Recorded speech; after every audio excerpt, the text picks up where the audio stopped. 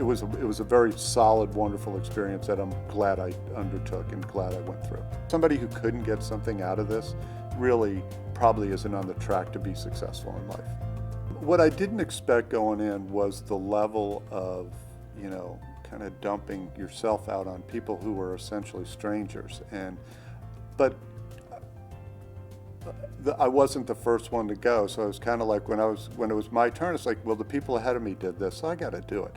And it wasn't that hard to do. And it was actually kind of a relieving experience to kind of go through and really kind of divulge things that you really hadn't said. And once it was done, it was kind of like, well, that wasn't such a big deal. You kind of feel lighter. It's like a weight off you.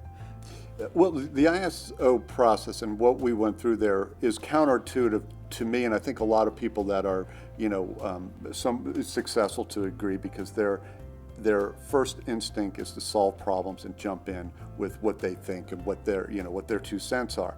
And this really tried to make you not do that, and it made you step back and really think what you were going to say and let some things just play out.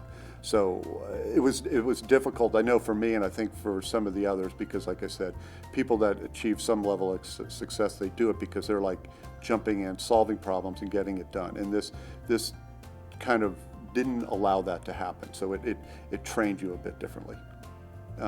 We bonded immediately, even before we really got into the meat of the program. We just happened to like one another a lot, and so as we went through it, we not only learned and benefited from this, but we had a lot of fun with it. I mean, a lot of fun. I mean, I look forward to our meetings. I think we all did, and for a number of years afterwards, we'd get together as a group for once or twice a year just to catch up. And it's kind of funny, we would follow the protocol of going around the room, and everybody would kind of tell what's going on with them. And even out when we were not in the program anymore, just meeting as friends, we did that. But a wonderful group of people, and I wished them all well.